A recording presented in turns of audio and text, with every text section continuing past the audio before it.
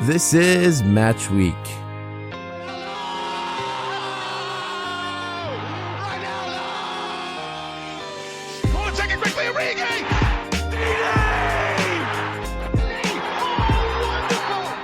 You are joined by myself, Ardi Emini. We discuss everything soccer from the highs and the lows in the sporting week to the news that is relevant to you.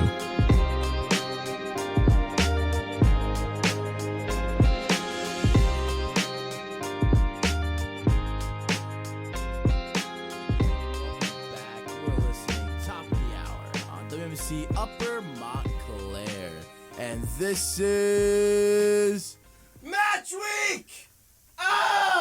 Injected to my veins every time I'm on air. I'm doing the show with you guys. It gives me just a blast of serotonin. The endorphins are running high and mighty. I am here today, joined in studio with, of course, Steve Moncayo. Hello. How you guys doing? I have Luke Cirianni. Good morning. And boys, we need a drum roll, please. We have a new person on the show. She is a DJ, learning to be a DJ. Did I say stop the drum? No, keep going. Exactly. And she is learning to be a DJ, and her name is... Hey guys, I'm Rosalie. What's up, Rosalie? How are you doing? Now, Steven, if you don't mind helping her with her mic, thank you. Yeah, because that thing is mighty high for no reason. There we go. You might just have to hold it, keep it in place. We have some... We need some like WD-40 for some of these mic stands here. But we are here live on air. It has been a bit. How are we doing out there? Now, we have a lot to discuss, boys and girls. Sorry, I'm not you. My apologies. Sorry. Anyways, people, the peeps of Match Week.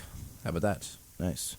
All right, here's the thing. We're going to be going over some of the stuff that's happened, especially the sacking of not one, but two Premier League managers within 24 hours themselves.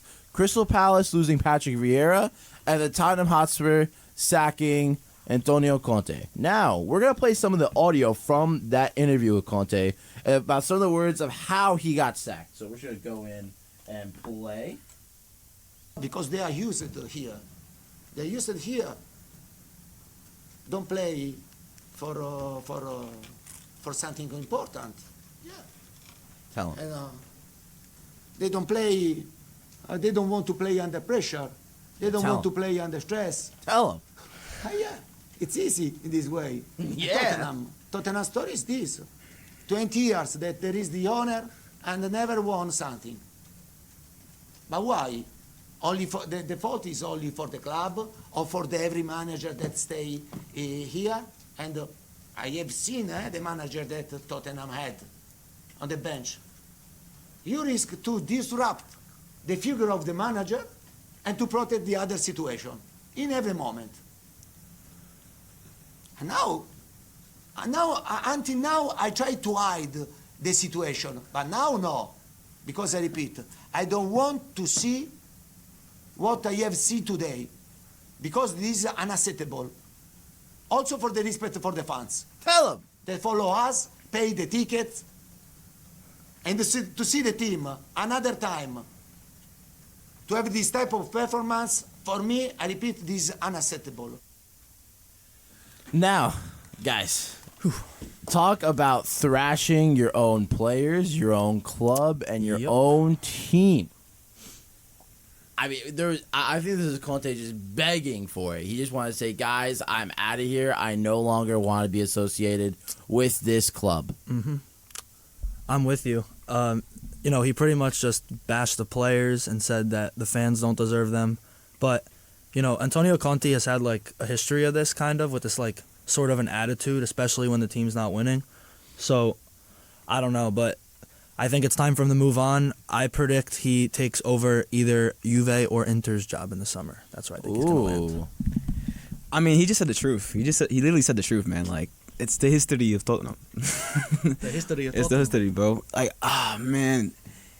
I think he knew that he had to leave. He's gonna leave after this, what he said, because he just came out and he completely just he said the truth. That's basically what he said. But I mean, if I'm Tottenham right now, and I'm the players, I'm looking at this situation like who's gonna be next? Who's gonna be our next manager? And I don't know. There's not a lot of choices out there that are bring back Pochettino. I don't know. I don't see Tottenham in a really good situation right now. What are we thinking?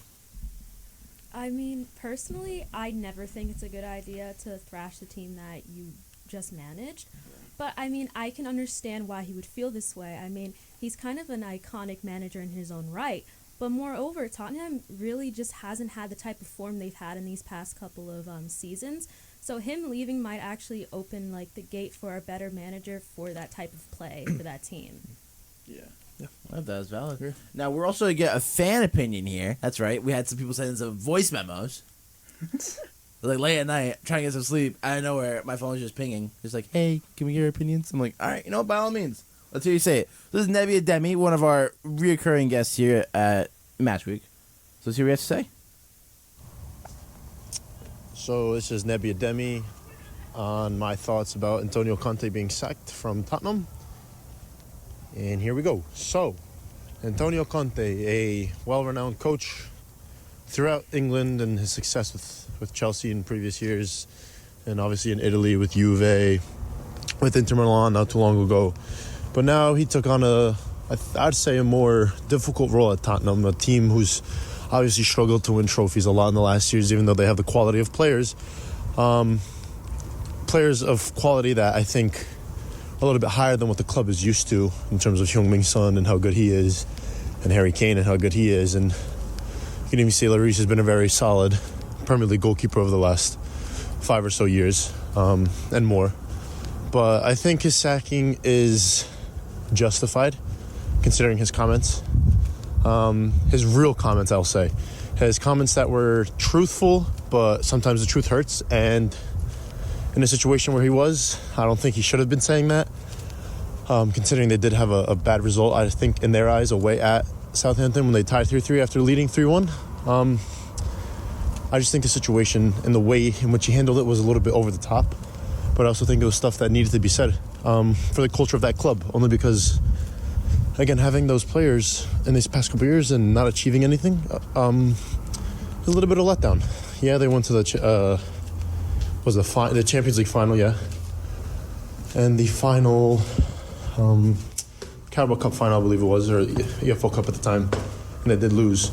But it's a tough situation to be in, especially, being at Tottenham. Just being a Tottenham manager is always tough because you do have expectations and from the board and Daniel Levy, and it's tough when you can't win games because the culture of that club is just so down. It's just not where it should be, considering they're a quote-unquote Big Six club in the Premier League. But I think it was justified. He had a couple good stints, a couple good moments at the club, always gave Chelsea a run for their money during games, home and away. Always gave Manchester City, run for their money, home and away. He had the DNA. He tried implementing a winning mentality into that team. But when some players just don't have it, and he obviously made some good signings. Dejan Kulusevski was a good one. Rodrigo Bentancur was a good one, getting Longley on loan. But situations and when you go away to Southampton, you have full control of the game. You're winning 3-1 in the past 70 minutes. It's tough. And just losing that manner. Tying the game in that manner was probably, worst case scenario. So I think, again, his comments were very fair, but in his own right, I think they're very fair in his own right, but also as a club board, I don't think you ever want to hear that. And I think it was just tough to hear it because it is the truth and they don't want to accept it just because obviously they need to be very high morale and believe that their club can do it all. But yeah, thanks. Now, if you'd like your comments to be featured here at WMC 90.3 FM, you can reach out on our Instagram, Match Week Official, if you're interested, if you like to. No call to actions here at WMC 90.3 FM. If you'd like to, no call to actions. If you want to reach out and give us your footballing opinions, and maybe we'll analyze them and break them down just like how we're breaking down Nebby's today. Now, is he right? I think so.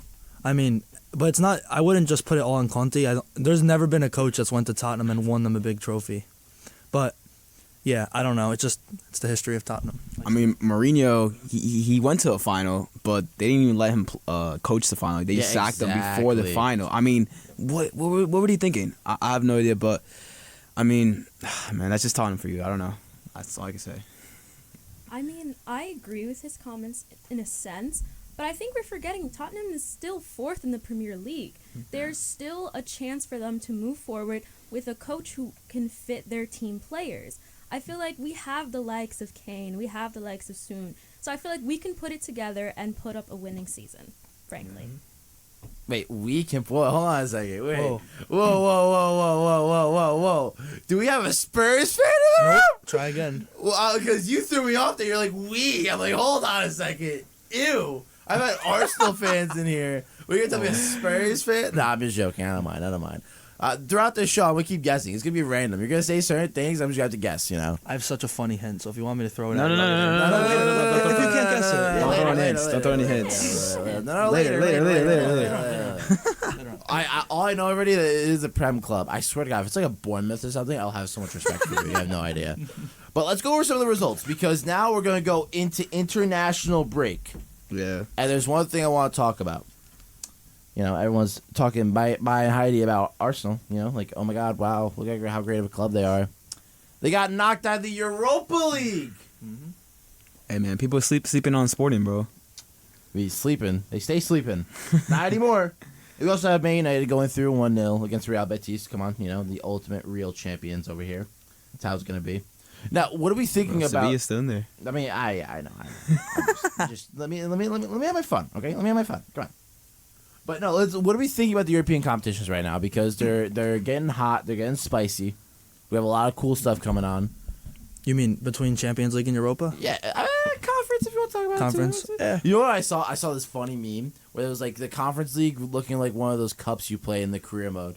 You know what I'm saying? Like one of those invitational cups. That's so funny. I mean, the Europa League to me is really exciting now because, you know, a lot of not many teams left. I think if I had to pick like 4 teams, top teams, I would say Sporting, Man U, Sevilla, maybe Juve. Those are the top 4, right? Mm-hmm. It'll be cool though to see 2 of those teams, you know, meet up in the final, like a Juve, Man U final would be great. I would like that. Oh, I'm sorry. I thought Steven was raising his hand for a second because I can't see him. No. I was like, I want to talk. Hi, guys. No, yeah, I'm just really excited for these semifinals. I mean, Sevilla's versus Man United, a classic game. We already know how those games end up like. Juve versus Sporting. I have high hopes for Sporting. I think the Portuguese clubs, like Porto, not Porto, Benfica and Sporting, they have really good, high chances. You know, they've been playing really well, and I think people are sleeping on the Portuguese clubs, man. But Roma versus Feyenoord. Man, I want to see Mourinho at least go against United in in the final. Yeah. That would just be, oh my God, bro. And then we got Bayer Leverkusen versus, it's a Belgian team, and I don't want to butcher their name. You got Union Saint-Gilloise. That's my best pronunciation of that club. But yeah, they're actually a good club too. They actually have a good record in the Europa League, and you know they could surprise Bayer Leverkusen. So I don't know. Did I? No, Steven. It was just like you always like struggle with the pronunciation, so like I appreciate you acknowledging that one. I really do. It means a lot. That wasn't that bad of pronunciation. No, it wasn't. Though. Was that right? I was pretty proud of you. I don't know, because I think they say it more in like a French way, where it's like Saint-Gilloise or something. Union Saint-Gilloise. I don't know. It's Frenchy words. But besides the point, yes, you guys are making valid points about what's going on with the Europa League and Champions League. Right now, the question I do have to ask for you: For me. who's your Champions League winner? See, okay. Champions League is one of those leagues where I personally have no opinion of, because I literally only follow Premier League. That is really what I focus on mainly. So I have no opinions on that one. I could bring it down to the boys, but I don't really follow Premier League. I'm not really into the whole international league. I'm mainly just Premier League. I'm getting more hints now. Her club has never made it to the Champions League. That's a lie, actually. I don't know. I don't know what you're talking about. Or they might have gotten knocked out already. She's like, yeah, I don't care about the Champions League. Somewhere It's fine. in their bounds of that, probably. I Probably. can hear the bitterness in my voice. It's like, we got knocked out. It's fine. Oh, man. But it's a valid point. I don't mind you saying that. Now, boys, I do have to say, and girls, sorry. I'm not used to this. Last one we had on was Emmy Dinavelis, and she's a very, very busy woman. But I do have to say, this is going to be a toss-up between City and Napoli for a Champions League. Bro. Dude, Napoli's flying You're saying high. City? Wait, yeah, I mean, I think to me, the two best teams are Man City and Bayern Munich, but you can never count out Real Madrid, right? Bro, Bayern Munich is gonna beat City, bro. I don't know, man. And I'll tell you 100%, Bayern Munich is gonna beat City because, bro, Bayern Munich is the most solid team I think in the Champions League. They're the most well-rounded. They're the team. most. Do not get me wrong. Not well-rounded. They're just the most dominant team, I think. Yeah, but when you have Holland putting away 5 goals just to put away 5 goals, dude. But even in the Bundesliga with Borussia Dortmund, I mean, Yeah, he they still managed to stop. yeah, but he was still able to get goals against them. Yeah, and now this time around, he's a better team around him. That is true. But All that I'm saying is that you cannot. Though I do agree with you guys saying that you cannot rule out Bayern. You No, can't I'm not- rule out Real Madrid. But I'm just saying those two teams right now are the ones that are flying high and they're hot at the moment. yeah, it's true. And you know the Champions League is all about the momentum. If you have the momentum going your way, you're gonna make it through. I'm with you. But I agree with you. Napoli, I could see Napoli's going to come out. We have a disagree. Say what you want to say. I can't really say it because then it's going to reveal who my favorite team is. But I will say that momentum is not everything when it comes to the Champions League. When I follow the Champions League, He knows now. Oh, it's a Liverpool I'm so fan. It has to be. I'm so sorry. Yeah. Listen, I mean, we didn't win. We did not lose a single match last year. Last season. And then that's it for. Artie, my hint was gonna be a touchdown and extra point on United. That was gonna be my Touchdown, hint. extra point on United. I hate you, Luke. Man. No, it's fine. My best friend's a Liverpool fan. All right, Mihao, we love him. All right, I think Steven's met Mihao. You had Friday Night Soccer. I think he met him. Maybe. Actually, no, he wasn't there. He wasn't there. No, He wasn't I there. don't I know. lied. Then, yeah. Usually he is, but he was like, oh, I want to hang out with Meti Coco. Okay, I'm gonna leave it at that. That's fine. Whatever. Anyways, we also have Premier League results to talk about. Now that we have a Premier League connoisseur in studio. Connoisseur is a strong word. Oh, yeah, you're a Liverpool fan, so you guys know everything. No, I'm just joking. All right, let's start with the Wednesday results. Okay, Wednesday results. It was Brighton versus Crystal Palace, the game that got Patrick Vieira fired. Jeez, man, it's just over the last results for Crystal Palace, they just been looking so bad. Like they have Wilfred Zaha, they have SC, they have Olsey. I mean, they have players that could score and create chances, but they're not getting anything out of it. Like I think they've only scored. I'm gonna check right now how many goals in their last fixtures. I don't know if you want to check that. I will say since December 26th, They scored 1 goal in the last 4. No, listen to this. 1 goal in the last 5 fixtures. Since December 26th, The same. they've only won 1 game. Yeah, they've been really poor.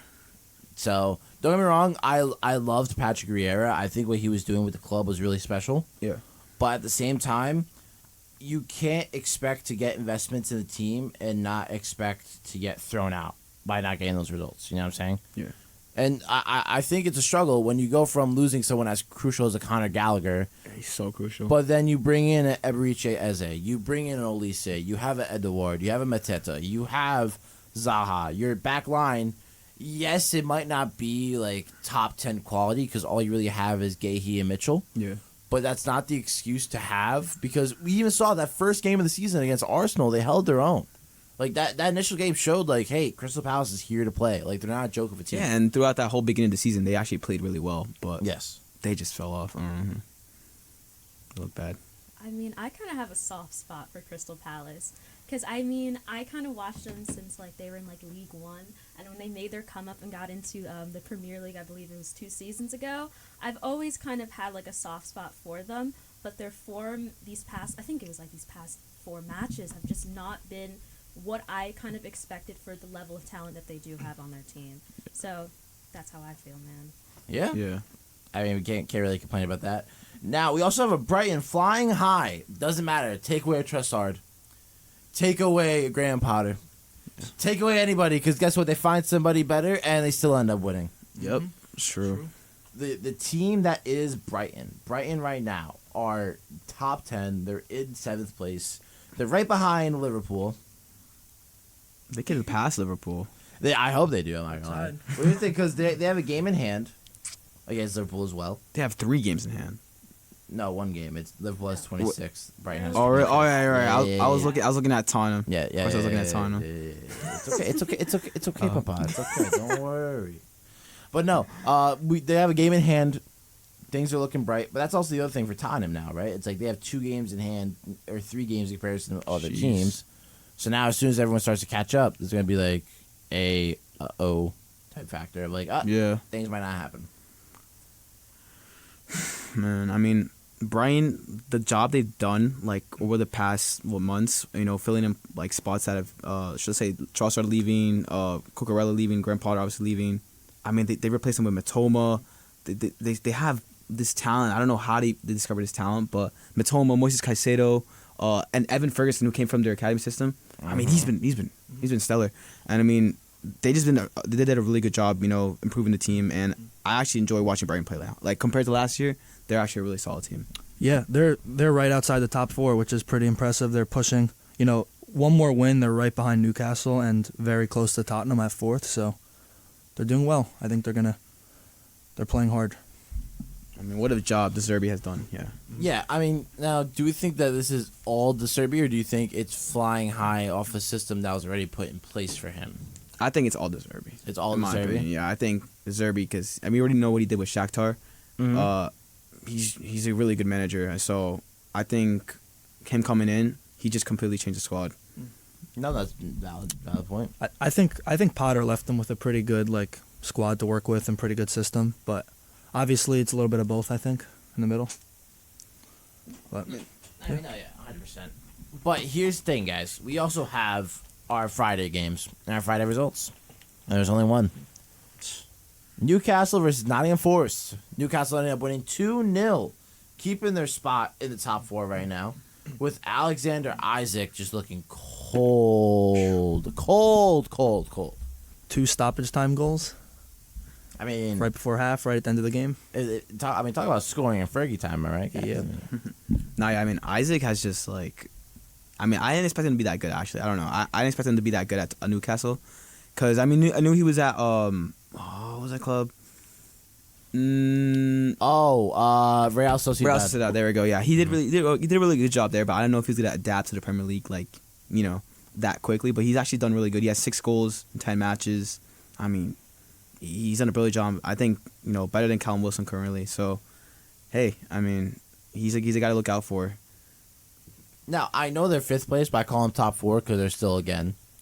I think Brighton has a better chance to reach the top 4. Really? Not over Newcastle? Yeah. Because Newcastle are still 2 games. Almiron just got injured for 6 months. He's out for the season. Ooh, poor boy Miggy. But no, but you still have. I mean, I know there's no Miguel Almiron, but you still have a squad there. It's not just Miguel Almiron, because if you look at the team itself, they have other players they can rely on, because obviously the midfield 3 is Willock, Guimaraes, Joelinton. But in that front line of forwards, they have Matt Ritchie, they have Callum Wilson, they have Ryan Fraser, they have Murphy, they have Isaac, and they have Anderson. I mean, obviously, Gordon, Almiron, St. Maximin injuries are big problems. They're huge problems. It's a big alert. All right, that's a red alert right there.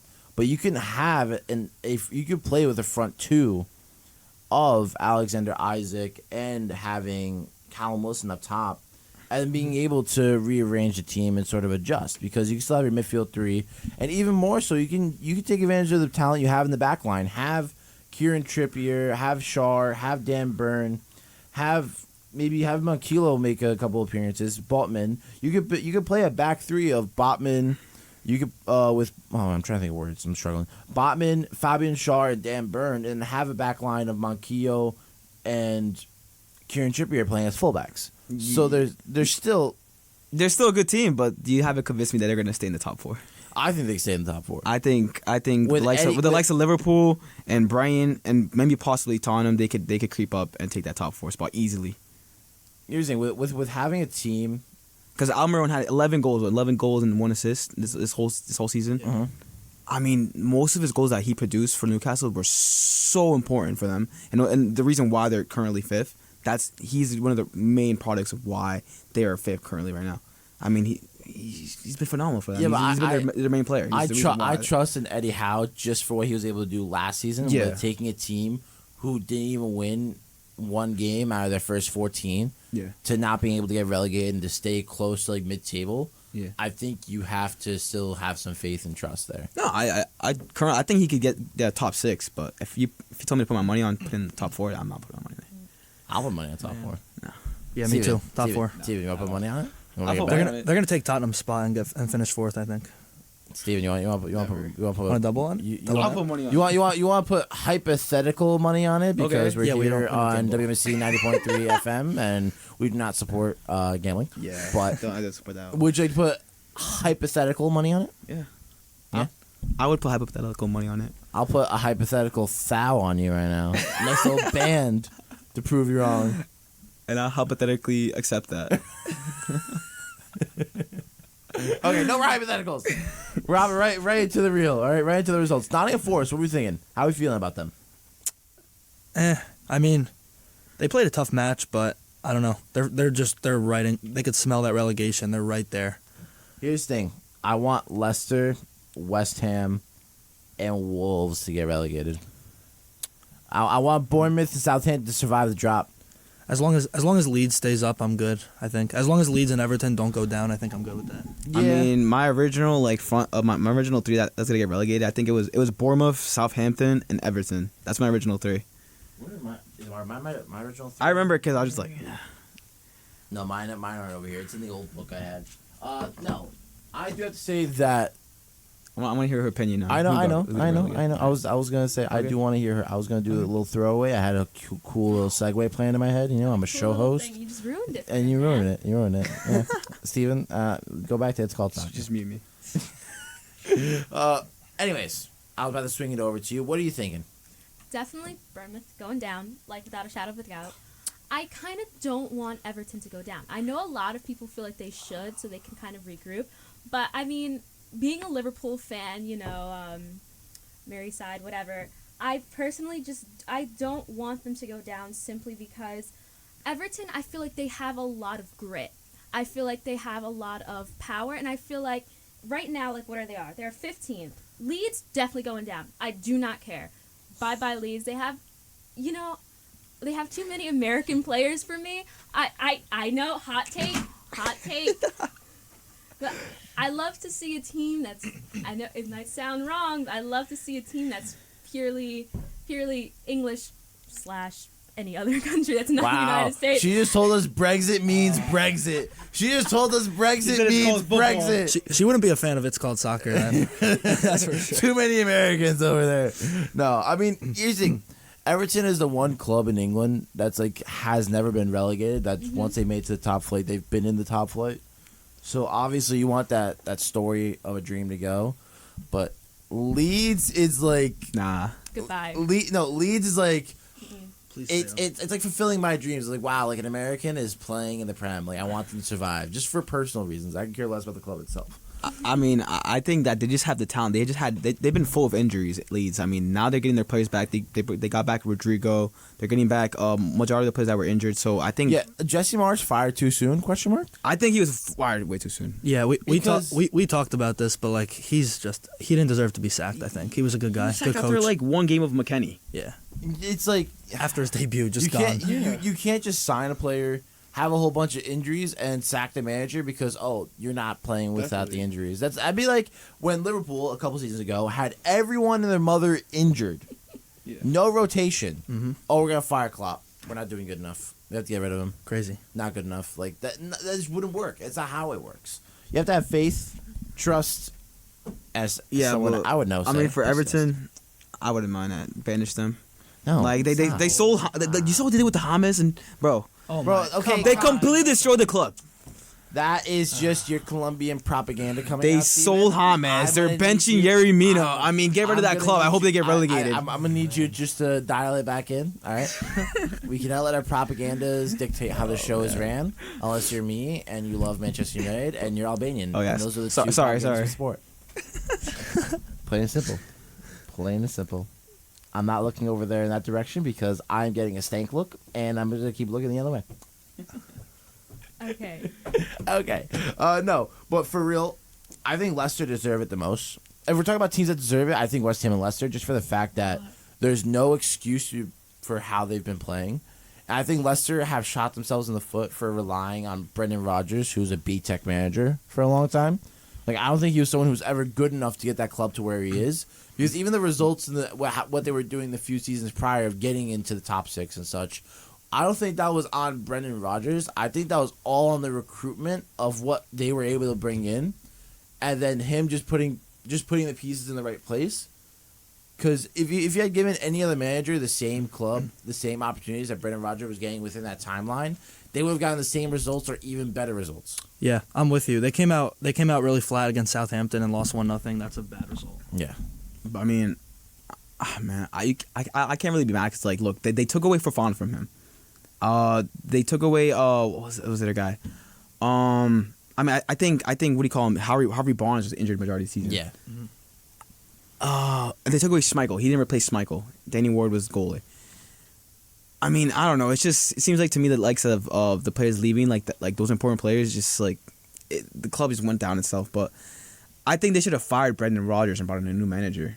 Mm-hmm. And I think with that they would have been doing way much better currently now. I don't know. I think they have the players, Madison, Vardy. I mean, they have the players to reach, at least mid-table. So I don't understand why they're like really close to relegation right now. I think Graham Potter would be a great spot for him to go. I think Leicester and Graham Potter would be a great matchup. Nah, Graham Potter at Chelsea. No.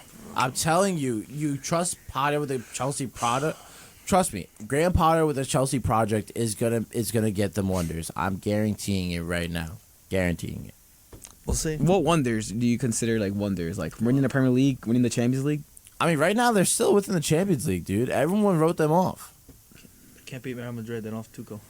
They don't have to go. Who knows? There's only one way to find out. We'll see. If they lose like 3-0, 5-0. Eden Hazard bringing on the curse of Real Madrid. Does anyone remember his exit interview where he's like, yeah. "Oh, I hope we go to verse them again in the Champions League." It was sad. And it's like 3 years in a row you've played against them. Every single year. It's like, dude, come on. Like, is there something that you want to tell us? He should have never left. Should have never left. I agree with you on that one. I'd be insane if like Hazard plays and like Mudryk as well. It's like. He looks at me. Looks at me. I don't want to talk about this. Now, here's the thing. We had a whole bunch of MLS games on Saturday. There was a whole lot of them. But if you want to hear WMSC 90.3 FM's opinions on them, you can tune in Thursdays, 9 to 10 a.m., and listen to It's Called Soccer! And hear our opinions about the MLS. If you like to. No call to actions. Now, on to the rest of the Premier League results. We had Aston Villa versus Bournemouth. Villa with the 3-0 win. Really, Ollie Watkins hitting his stride, showing that Danny Ings was the problem at the club. Or as a wise woman once said, "It's me. Hi, I'm the problem. It's me." Yeah. I mean, yeah, Villa right now they're currently flying high. I mean, I didn't expect them to like be doing this good right now, but they currently have 3 wins in their last 4 games and a tie against West Ham. So. I mean, yeah. When you don't have like a joke legend running a team, and you have like a legit manager taking the helm, that's sort of like what happens. Yeah, Unai Emery. I mean, he's completely transformed the club. I'm trying to bait you out, like yell at me, get mad. I can see that. I'm reeling you in. I'm throwing the bait, and I'm waiting for you to catch on the hook. I hate to say it, when we lost, I keep saying we, but when Aston Villa lost Gerrard, I thought it's donezo for them. I thought they were going down. So in the beginning of the season, like, if you would have asked me who was going to be relegated, Aston Villa was on my list. To see them in the middle of the board now kind of hurts my heart. They're at 38 points now. So I'm a little biased and I'm a little hurt, but I can live with it because I believe they're a great club, and I mean, they've done a lot for Liverpool, especially last season, but that's whatever. Besides the point, exactly. No, Aston Villa, I think they had too much talent just to go down. Like, that squad was way too talented for them to not be able to do anything this season, Especially having, okay, so let's go over the Villa injuries, because Villa have had an insane amount of injuries this season, and certain players that we're going to talk about. Now, with obviously still having Kamara out, who was supposed to be one of their big, summer signings, they still have Coutinho out, who was their, signing on from a loan. Then Donker was just a backup, don't care. And Steer was just a backup. Sad to say, tore his Achilles, hope he feels better. But with this lineup they had out, when you're finally able to get the most out of Ezra Konsa you'll see what this team can do. And when you have a John McGinn, or as I like to say, John McGinn, when you have John McGinn finally hitting his form and playing as a player we know he can be, I think it goes to show what they can do. And obviously Jacob Ramsey, Buendia, Felipe Luis, Douglas Luiz. Sorry, Felipe is actually now playing at Nottingham Forest. Mm-hmm. Fun fact: the more you know. Reading Rainbow. But no, when you have Douglas Luiz going off and actually playing really, really well in the midfield, it just goes to show that this club is still here. They still have a fight. And this is also the first time you have Buendia, Bailly, and Watkins playing in a front three, and having them not be injured. Because most of the time one of them's been out, and now you finally get the full force of having Leon Bailey outright. You have Buendia playing up to 10, and you have Ollie Watkins playing up front with a young Jacob Ramsey there to support. So I think there's a lot of hope for this club. Yeah. And we just have to wait and see. It's all about a patience game. Brentford 1-1. Leicester. Man, I mean, Brentford, they still look like a good side to me. Yeah, Thomas Frank has just done wonders with them. So I think there's nothing too harp on with this club. It's just a shame. That's all. Yeah, but their defensive record in the past games, they've been really impressive. I mean, they've only allowed, 3 goals in their last 5 games. So, man, they've been, David Raya has been having a phenomenal season. Their whole defense have been having a phenomenal season. I mean, and Ivan Toney's just, 16 goals.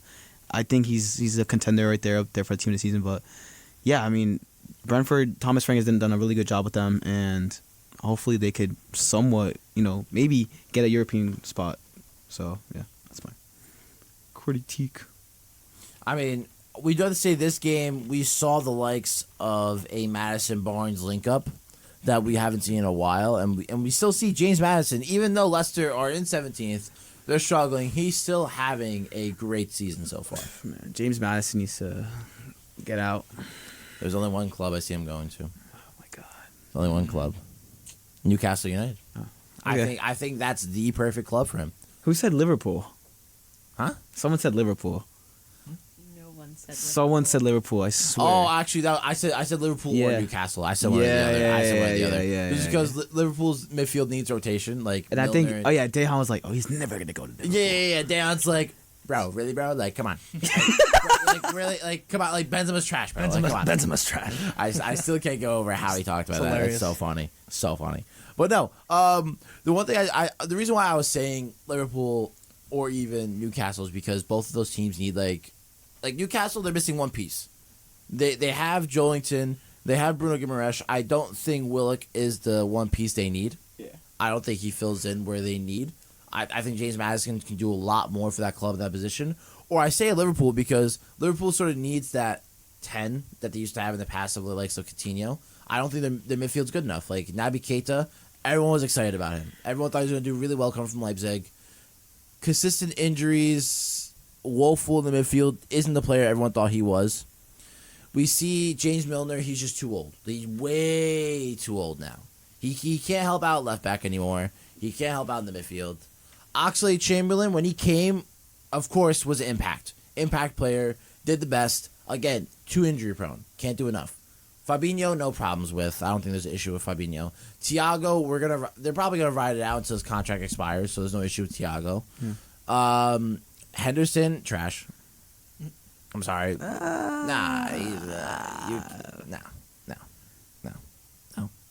Sorry, no. Obviously, they have their younger guys in Harvey Elliott, Curtis Jones, who they deserve. I think they need more time to develop, but they can be a future for that midfield. It's just time. I think Liverpool's only problem right now is that they need time, especially losing a Sadio Mane, having an underperforming Mohamed Salah. Unless it's Manchester United, they want to go off. Losers. I don't get them. I don't get it. But it's frustrating. But we do have to say Brentford 1-1 with Leicester. Good results for the table. Of course, Southampton, Tottenham. We sort of talked about it a bit, but Southampton coming back to seal the deal with a James Ward-Prowse masterclass penal. Bro, God. Who else but James Ward-Prowse, man? The set piece specialist. Set pieces and James Ward-Prowse just go so well together, man. They go hand in hand, some would say. Yeah. They do just go hand in hand. But no, I do have to say, for Southampton, I feel bad because, again, they're a team where one of the best right backs in the league, in Tino Livramento, is injured. Yeah. He tore ACL from the beginning, out for most of the season. And then Kyle Walker-Peters comes out of nowhere and just becomes a starlet for them out at the fullback with having him injured. You have Bella Kotchap and Salisu, who are young and great center backs, right? Yeah. Theo Walcott. Everyone thought he was done, but yet bags an assist and a goal for Southampton. But those were his first 2 goal contributions of the year. So Hey, he still did it. you're right. Hey, man, he's an Arsenal boy at heart, bro. Oh, yeah, yo, never mind. We don't like Theo Walcott. I forgot. Theo. No, I'm just joking. No, but seriously, it was an impressive result. Plus, Che Adams getting back in it. Now, don't get me wrong. This is a game that was definitely choked by Tottenham. Shocker. And Richarlison out within the first 5 minutes, guys. Taken out, subbed off within the first 5 minutes. What does that make us believe? Man, I just think Richarlison's time at Spurs has been like a total. I don't know. It's just been really bad. He needs. I don't think Spurs was the place for him to go. I think he should have went somewhere else. Did they ever come out and say why he got pulled out so early or no? Supposedly, he has a muscle injury. Really? Supposedly. That's weird. Yeah. I was thinking more of lines of like maybe he had an argument with Conte early on in the week, maybe in training or something, and then maybe he said something, but I guess it's muscle injury it is. Well, I mean, here's the thing, right? So we had, of course, him off and Kulusevski in, who should have started from the get-go. I'm sorry. But, like, I think Richarlison should only come on if you need to rest a Kane or a Son. Like, Kulusevski is clear for them. We saw it last season. We see it now. Yeah. Absolutely world beater for They them. just try to fit Richarlison in. I just don't think they should have ever brought him to the club. No, but he doesn't. Here's the thing. I understood why they got him. Because they thought that Kane was going to leave. I guess, but And he would have. Here's the thing. He actually would have been a solid replacement if you have a constant 3 of Son, Richarlison, and Kulusevski playing. Yeah. But you can't. But you sign him when Kane leaves. That's the thing. Like, But not when Kane's there. At one point, it was a sure thing. Yeah. At one point, everyone thought it was a sure thing. Everyone thought that City were going to spend $200 million in one window for Jack Grealish and for Harry Kane. So you can't blame them for doing that. But real quick, you're listening top of the hour on WMC Upper Montclair. Now, obviously, Antonio Conte is gone. Southampton get the result they need. Leeds winning 4-2 against Wolves. Take it, Maz. That's what you get. USA 1, Portuguese 0. That's Yes, right. sir. This is not Leeds versus Wolves. This is the U.S. national team versus the Portuguese national team. Plain and simple. But no, it was a great result. Good game. 4-2. High flying. You have Harrison, Ayling, Christensen, and Rodrigo making an appearance, coming back. Johnny and Cunha getting impact for Wolves. What does this game make us think now for the bottom half of the table? Because it's flopping back and forth. It to me it looks like Leeds wants to stay up and they're playing like they want to stay up. But yeah, I don't know. I thought in my predictions I thought Leeds would drop, but after this game I don't think they are. I think they're going to remain in the Prem next year. No, yeah. I mean, Jack Harrison has came out and he's been completely like he's getting goals, assists. I mean, he's been phenomenal like the past 3 games. So I think with the likes of Jack Harrison coming back, with Gnotto and I mean Rodrigo up top, I mean, what's gonna stop them, bro? I mean, I think the only problem with Leeds is Patrick Bamford. I don't think he's good enough anymore. No, yeah. He's too injury prone. He can't get a goal. He couldn't get a goal if his life depended on it anymore. I think it's just wraps for him in his time at Leeds. Yeah, I definitely agree with you. I think he's more of like a championship striker. But then there's also the problem with Raul Jimenez at Wolves, right? What can he do anymore? I mean, don't get me wrong. I don't be too harsh on Wolves this game because obviously they got a red card. Yeah. But it's still the matter of the fact that there should be no excuse that this team, with the amount of investment they had and the amount of national team funneling they have, that this should be the results that's happening. I think it's just the Raul Jimenez situation has just been completely like, I don't know. It's just like that injury really affected him, and he hasn't been the same ever since. But it's just the signings they made after that. So the really tall striker they signed. Yeah, obviously He got tore his ACL. tore his in the first ACL. 20 minutes. I think Diego Costa that never worked out. They had Guedes from Valencia. He came in, was barely there for like a few months, And loaned him out to Benfica. and they loaned him back to Benfica. I mean, they're signing players, but it's just they're getting no impact. So I mean, Wang Chan, someone who's Hwang Chan was a good signing, and that's probably one of the only noticeable ones I could think of right now.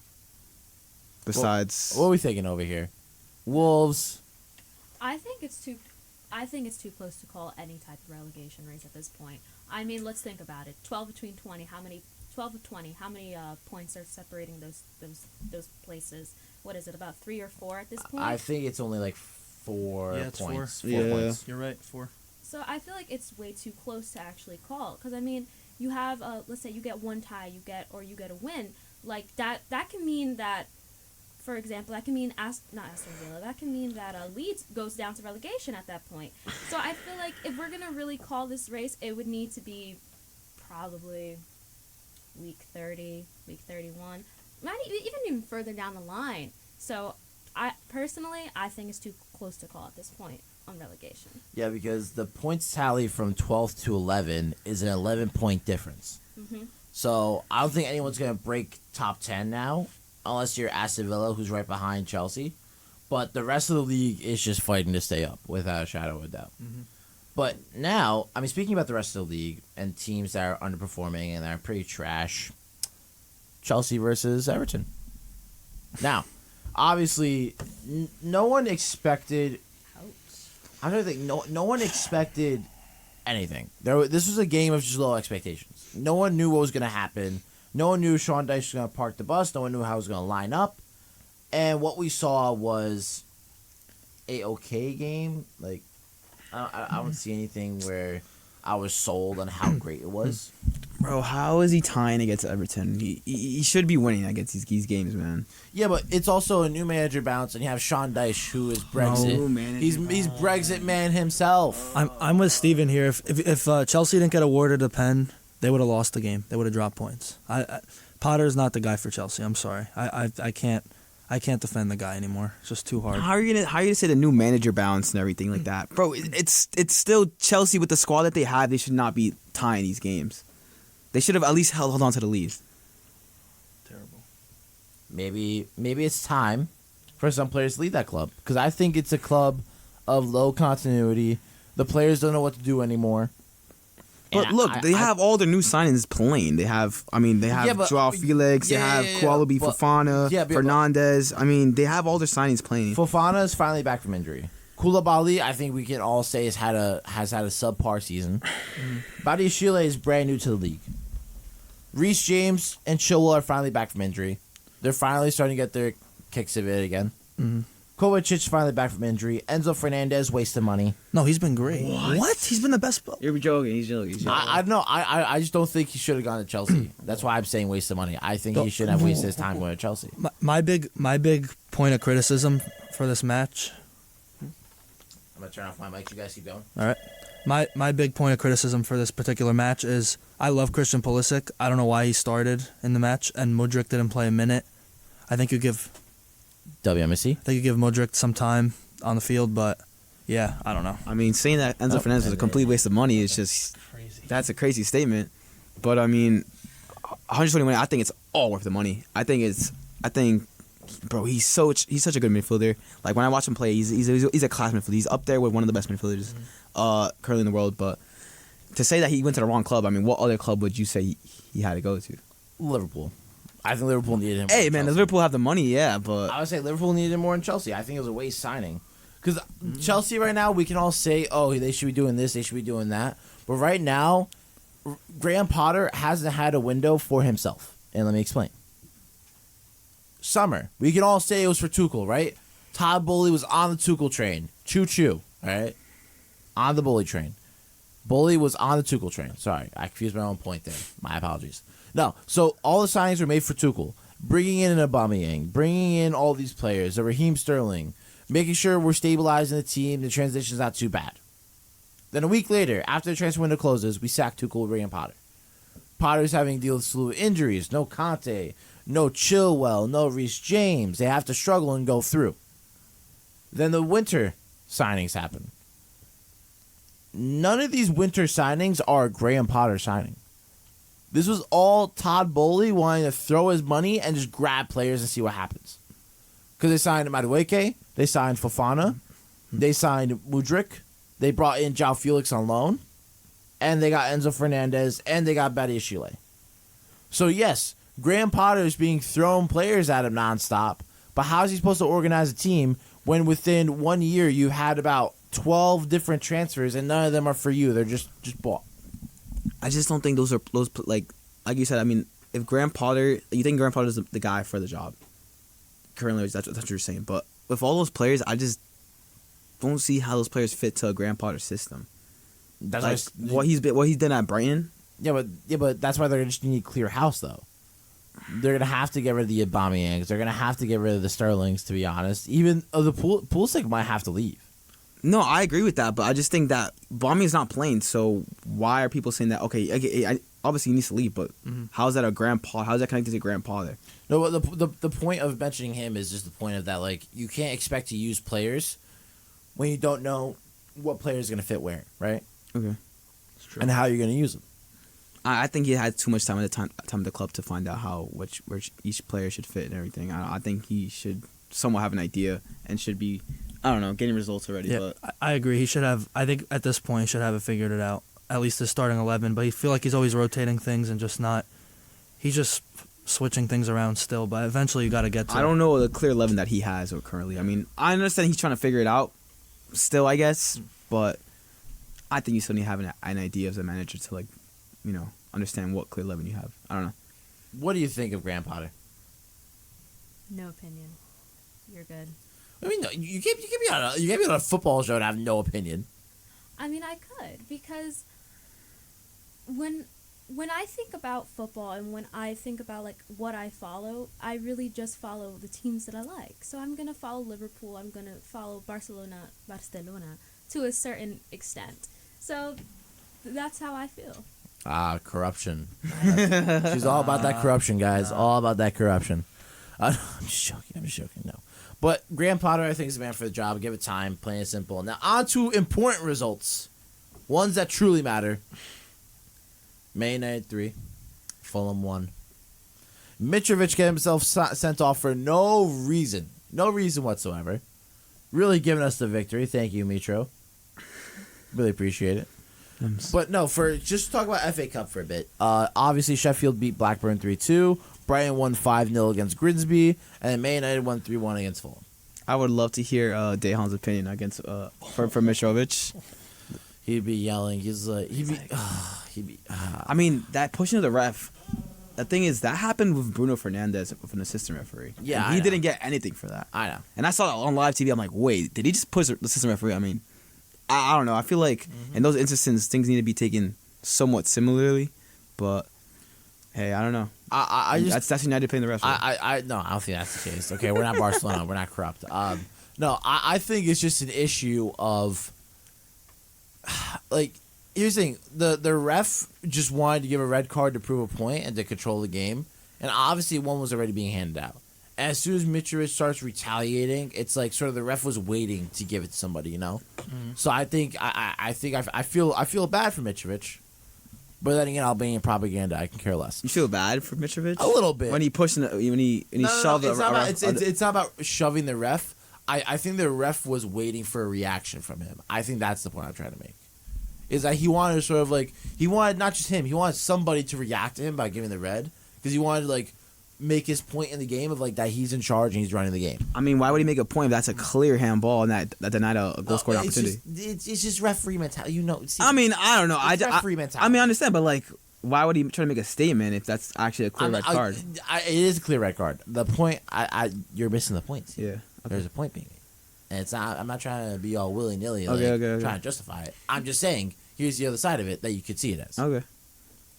We give all viewpoints here on Match Week. All right. You might not agree with them. Like Liverpool, ew. You don't agree? Nah, I'm just joking. But no. I mean, Man United 3-1 against Fulham. Honestly, without the red cards, I'm worried about United. I think they would have lost. They would have 100% lost if there was no red cards in that game. I mean, because Fulham was up 1-0 until that flurry of red cards. And also, I have to agree with you. I mean, disagree with you. I don't think that it was a show of power on the referee's part. Those were they all needed to be red cards. At the end of the day, it was supposed to be a penalty. It was handball. I don't care.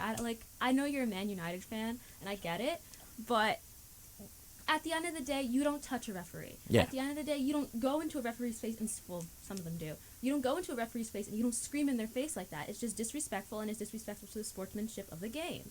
So all red cards, perfectly fine. Sorry. I was okay with them too. Don't get me wrong. My team won because of it. I couldn't care less about the red cards. I just gotta be a good host. I gotta give the other viewpoint. That's it. That's all I'm making. But besides the point, we also have the game that put the nail in the coffin for Mr. Patrick Vieira. Crystal Palace 1, Arsenal 4. I would say let's have a moment of silence, but we can't have dead air here on WC 90.7. So let's have a moment of just. Oh, brother, this guy stinks! Yep, Vieira, you stink. You out. Bye-bye. Plain and simple. But here's something we do have to talk about, because we've wrapped up our Premier League discussions. Games were postponed. We're now in international break.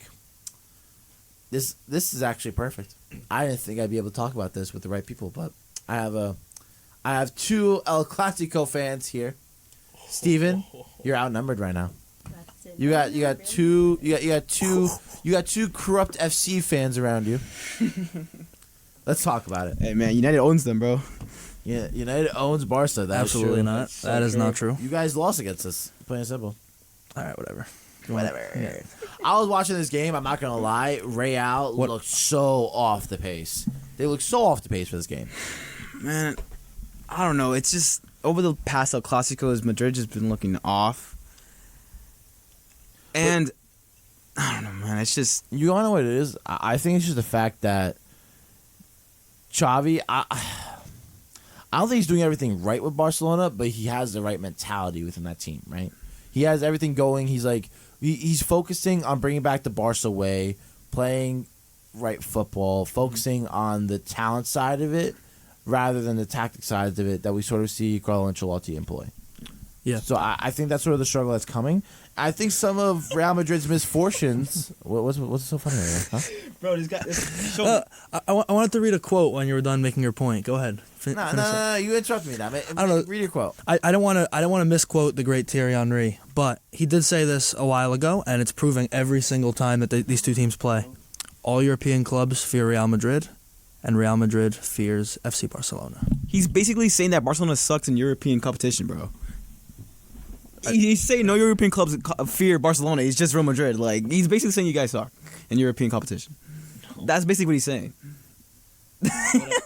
Whatever. Anyways, but That's true. anyways, they won their last 3 El Clasicos, but Madrid before that have won 4 El Clasicos before that, and they tied with Barcelona in the last 5 fixtures. So I'm gonna say this right now. I could care less about El Clasico. It doesn't do it for me anymore. Like I Really? could care less about it. It's not like the old, it's not like the prime Messi Ronaldo anymore, but it's still very like that game on Sunday was but, like, really good. Even when it was Messi Ronaldo, I wasn't watching it for Messi Ronaldo. I was watching it for the ferocity like that was there. I just Like, think the El Clasico itself it's a game that you can't predict at all. yeah. It's like even with the results or injuries at all, like you can't predict that Here's game the thing. at all. I will say Real Madrid messed up with starting both Modric and Kroos in the midfield this game. When you're playing against such a young midfield, like I'm not saying there's a problem with Modric, but you can't have Kroos and Modric. I just think the loss, like the absence of Tchouaméni, has just been so like crucial in the last 2 El Clasicos. I feel like without a central defensive mid, we've just been lacking a lot in that area. That midfield 3 should have been valid. And no, and it still is valid. I just think Tchouaméni. That midfield 3 should have been Valverde, Kroos. It should have been Valverde, Camavinga, and Modric. We should have seen a Rodrigo appearance. I think we should see Rodrigo start. That's what I'm saying. I'm agreeing with you. Yeah. I'm not disagreeing with you. I'm agreeing with you. I know I clown on Rodrigo a lot, but I do think he's a talented player. No, he's good. I do He's think a low-key trash cans besides me. Yeah. I do think Madrid was still lucky though that the Barca's best midfielder did not play in the match. Pedri Potter, the magician. The magician. Well, I mean, also there's the fact that Marco Asensio's goal was ruled offsides. And it was offside. I don't think it was Nah, offside. it's a shoulder. It's I a know. shoulder. Bro. I know, Steven. It's I so- hate to admit it's it, 100% but offsides. If you look at it, the shoulder is off, and I These hate Madrid to say fans. it, How the can you look at it? shoulder is It's literally like the margins are centimeters. How can you look at that? From a centimeter, shoulder. You can't see a that centimeter, on offsides is offsides. can't What see you that. think? What you No, thinking? I have a very strong opinion on that. I know it goes against my beliefs, but I do not think that it was offsides. Thank you. I don't think it was offsides. Like, I remember, like, rewatching the play over and over again, and it See, wasn't offside. There's no way that's all. Like, you can't tell me that from that standpoint, from the cameras, you could tell literally like from margins, from centimeters. You can't tell me the exact inches that was offside. I mean, like, there's no way you that's can sort tell. of the point of VAR. They Bro, can tell the- the exact centimeters and stuff. They don't get the exact measurements. There's no way they get the exact measurements. I don't know, but that's how VAR ruled it, Steven. In that picture, it looks like his shoulder is offsides. It's not. But what do you go by then? Like, come on. Because you know the rules, Steven. You're a referee. I know, but You're like, certified If I'm by a the linesman United and I States- see that, like literally margins, you think I'm gonna pull my flag up for that? You're certified by the United States Soccer Federation. And in any part of the body that you can score with that is in an offsides position rules you offsides. Factos. But yeah, that's if you see it from, let's say, from like on the line, not from above, from a camera from above, not from any of those machines. From you see it from like the side, like you're on the sideline. I don't understand. I don't know. That's just my opinion. I agree. I hear you, Steve. I hear you. Whatever. But sadly, even though that one goal is ruled off, it still doesn't explain that it still would have only... Actually, it would have drawn the game. It would have drawn the game. But still, the 3 goals that counted were 3 goals scored by Barcelona players. The own goal you also had from Arayo or Ray J. Yeah. There's people outside by the station. I want this to start catch up, and I want to hear me talking about them because they look cool, and I hope they're having a wonderful time. Enjoy our time here at the WMC hallway. You guys are pretty cool and you rock. Anyways, now going on to finish talking about La Clasico. Are they turning around? Are they actually listening to us? They are listening. Yeah, to us. yeah. It's pretty funny. I'm so funny. Anyways, no. So let's finish up that Clasico talk. So La Liga right now, obviously, I think Barcelona's running away with it. Yeah. Sadly, I'll agree with that. Yeah, they are. They are. They've just had the more consistent results. Yeah. And I think we have to get to the point of worrying where Real Madrid go next, right? Because Real Madrid, can they keep relying on a Karim Benzema? Can they keep relying on playing a Federico Valverde out of position? They obviously have Camavinga, Tchouaméni. They have... Like, what do they have that's going to prove that they're future-proof and they're ready to go? I just think that, okay, so I know they have a second tie of a Clasico, which is in Copa del Rey. They had the second leg. I think if Ancelotti doesn't win the Champions League and he doesn't win that Copa del Rey fixture, he's out. Mm-hmm. There's no way that he stays because trophyless season at Real Madrid, that's just insane. With the squad that we have from the season that we had last year, I can't see him staying at all. I know there's rumors of him going to Brazil and coaching the first team, but I mean, I don't know. It's just he needs to win silverware at Real Madrid if he thinks that he has an idea of what's somewhat staying. So he needs to win the Champions League or the Copa del Rey, one of those. Yeah, I'm with Steven here. I think if they don't win the Champions League, but they still have a chance, I think you got to get younger, right? Get rid of Benzema, get rid of some of the older players. I think Modric renewing for one more year? I think he is. But after that, some of the older guys just move on, get younger, build for the future. Yeah, I mean, with the likes of Benzema, I know his contract ends at 2024. So I think from there on, I think we already signed Mbappe. There's no way. I think there's no question. You never know. Because already the situation at PSG is already really bad. There's no way that Mbappe just leaves him. Like, he has to leave them in the dust. And there's no way. He comes to Madrid, and I think we'll be fine.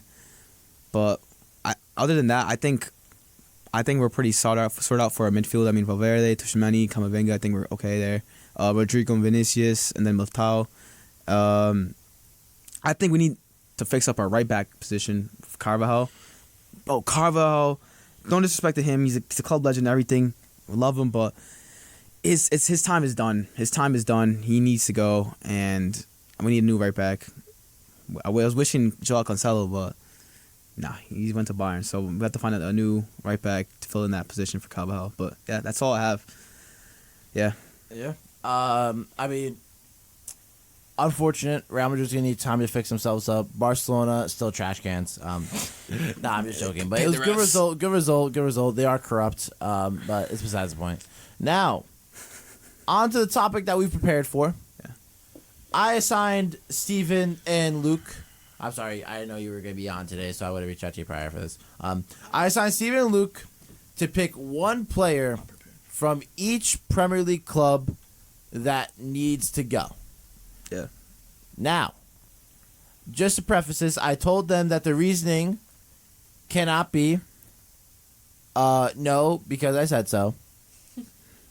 I'm right because of X, Y, and Z, and there's no actual valid point.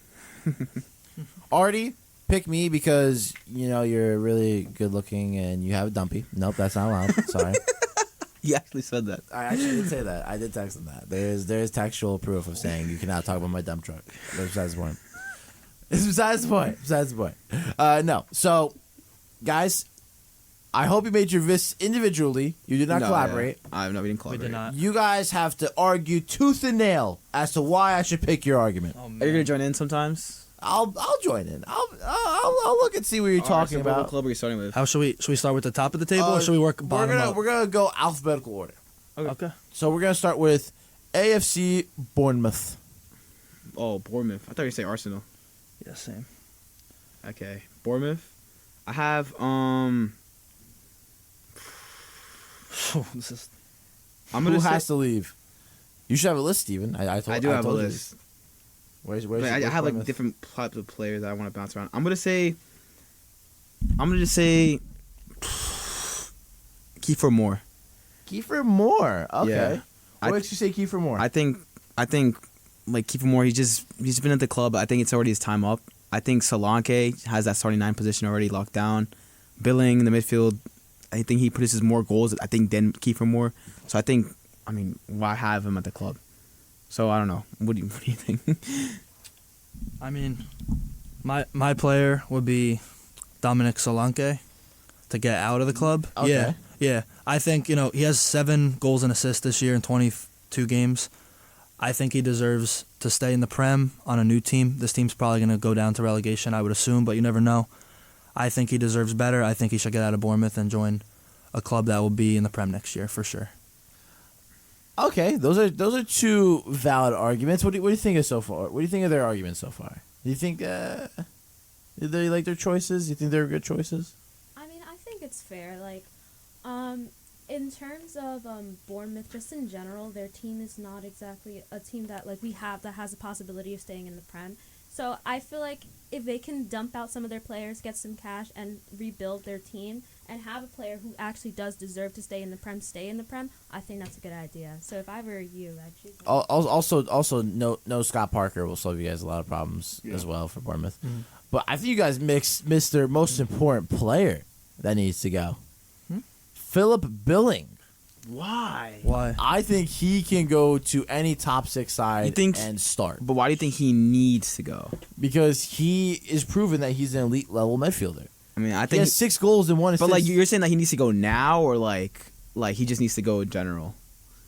I think in general he needs to leave Bournemouth. Okay, I think he needs to be in a I Premier League think club. he needs to go to a better club, but I think right now he's what's keeping them up. Yes, I agree with you. But Yeah. that's why I'm saying needs to. We're talking about needs to go, not for Bournemouth. We're talking about needs to go. Just players in general need to go. For that club. All right, I got you. So you guys, I put on my player, but now I have to decide between your argument of either Kiefer Moore or Solanke. I think Kiefer Moore. He's 30 years old. I mean, yeah, he got a couple of goals in the Premier League, 4 goals, but So yours is club centric, and then Luke, you said Dominic Solanke, and yours is player centric. yeah, Solanke's younger. I mean, I think he's more of a Premier League experienced striker. I mean, he got sold from Liverpool, right? Yeah. He was Liverpool youth. Yeah, Yeah. So, So, he got sold for Liverpool for a I reason. think he's 25, 27, if I'm not mistaken. He's 26. But I mean, I don't think Kiefer Moore is 26, the man. finally Kiefer's not hitting the his man for the stride. job to bring Bournemouth to say a mid-level in the table. So I don't know. All right. I think we're gonna go with Kiefer Moore. Kiefer Moore, you're out of Bournemouth, according to us. Yeah. Match week says you have to leave. Goodbye.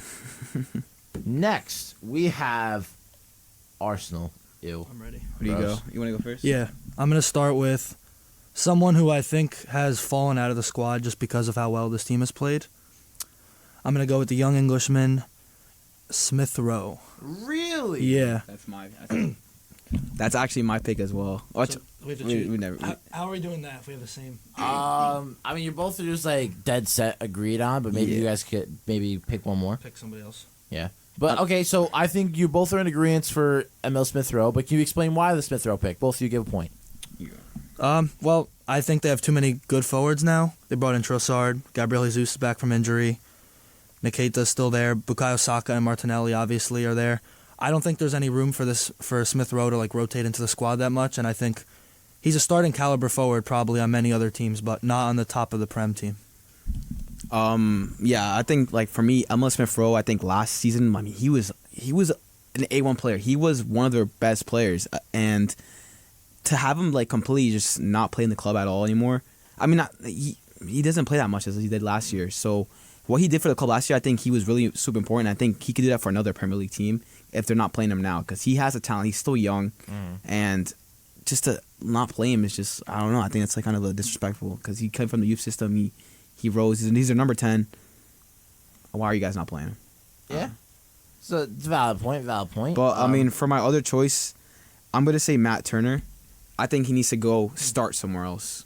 Okay. Yeah, because I think he's a number one starter. Do we see a Premier League club available for him to go to? I mean, any lower level Premier League club, I think he could go to. You don't think he can play like top 6, top 10? Where at? Maybe. Do you think that he could play over? I think he can, but I think he needs a little bit more time. I think he needs to like somewhat adjust to a normal number one role in a lower level Premier League team. See how he does there, and then let's see how he performs in a top club. I don't know. That's just my opinion. I would say, because in my head there was 2 really good options that you could have gone of outside of ML Smith Rowe. Yeah. Kieran Tierney, who I think is a lights out fullback and who should be starting every single game. Yeah, that too. Or this might be a bit of a cheat because he's on loan right now, but Balogun. When he comes back, I don't see him starting, just because of the fact there's Gabriel Jesus and there's Nketiah. Yeah. And I don't see them risking Nketiah's start time with how much of a huge contract they just gave him. Yeah, so I mean, I think Balogun leaving is best. What's best for his career? I think he goes to maybe a lower level Premier League team as well. Maybe not even lower level. I think he could start at a solid. I'm not gonna lie. Club. If Spurs lose Kane, I see him slotting in straight over there, easy. What do you think? You think he did that to Arsenal? That's about what he do for Arsenal. Arsenal sent him out on loan. They don't care about him. He's free. Yeah, Yeah, free reigns. that's true. Okay, I agree with those points. What are you thinking about us? Do you think we're stupid? Do you think that we know what we're talking about? Do you think we're making good points, bad points? Love the points. Yeah. Okay. Sounds good. No worries. Now, let's hop right into our next club, which is Aston Villa. Okay. So, Aston Villa, who are we thinking, boys? Okay, so Give me a sec. You go first, Steven. I have a couple players. I'm gonna say Emiliano Martinez. Emi Martinez. Okay, why you say Emi Martinez? I think they could bring a better goalkeeper. That just, I don't know. I just don't like Emi Martinez. That's why. Okay. But I mean, I think they could bring a more solid goalkeeper that's gonna somewhat keep him. I think Emi Martinez with Aston Villa. I know he has some solid performances, but I don't think he's a goalkeeper for them. I think he could maybe go do better somewhere else at a better club, and I think Aston Villa could bring a different goalkeeper in, and that's gonna somewhat keep him up. I'm about to say Villa have 5 goalkeepers. Yeah. They have Olsen, Steer, who's injured, Martinez, Zich, and Sinisalo. So it's like, Yeah. 5. I don't think that, like, what's the reason of having 5 goalkeepers? I don't understand. But I mean, Martinez, okay. Get rid of the best thing that's happened to them since sliced bread. That's fine. Luke, what are we thinking? I mean, this guy's not very important in their squad anymore, so I think it's time for him to leave. He's up in age. Ashley Young, I think, you also have Lucas Digne on the bench, who's a pretty well-known fullback, so he's probably behind him too. I think it's just time for him to leave. He's old. Maybe start to look towards retirement, get out of the quick Premier League, maybe go to like a slower league, maybe more defensive. Just starting to wind down his career. I think it's time for him to get out of Villa. But I don't know. It's not that important, but I think there's one player you guys are missing out on, who could be a starting center back at most top 6 sides. Tyrone Mings. Nope. Tyrone Ezri Mings? Konsa. Oh. I think he's somebody who deserves a better club than Villa. Could make a shout in other clubs. Yeah, I definitely think he's definitely a upper level Premier League Upper defender. echelon, yeah. Upper echelon, yeah. I could definitely see him go to a better club. Maybe like maybe an Arsenal, Spurs. Yeah. You never know. You Yeah, never he know. could play there. Yeah, that's true. Okay. Good point. Yeah. But out of your 2, so do you mind reminding me who you guys said? I said Emi Martinez. And Martinez. Ashley and you Young. said Ashley Young. Yeah. Now, Steven, I'm not going to lie, there's no logical reason to get rid of Martinez for Aston Villa. That's just like a hatred. move. I think he goes to a better club though. Not really. You don't think a goalkeeper of his echelon could go to a better club and perform? He doesn't start at a United. He doesn't start at a City. He doesn't start at a Liverpool. Okay. Maybe starts at Chelsea. Okay. Doesn't start at Arsenal. Doesn't start at Newcastle. I think Nick Pope is better. Fact. I'm trying to think. United, he doesn't start. Does he start at Spurs? No. Lloris is there. Fellow World Cup compatriot. No. I don't see him starting anywhere else. Okay. So I think that's a bad shout, Steven. I'm sorry to tell you. Okay. I mean, I'm fine. I think you're letting personal bias get into this one. Yeah, I think my personality did get into that one. A little bit, just a little bit. Yeah. But we're gonna go with Luke for Ashley Young, just because the poor man needs to retire. I loved Ashley Young in Yeah. United, great player, but he needs to just be finito. Okay. But next, after Villa, I have to think back of my alphabets. Hold on. Leeds.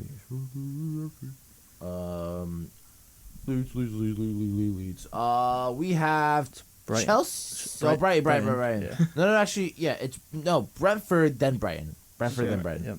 I forgot about the B's. My apologies. But let's go Brentford first. Brentford, one player who needs to leave. Go ahead. After you. I'm gonna say.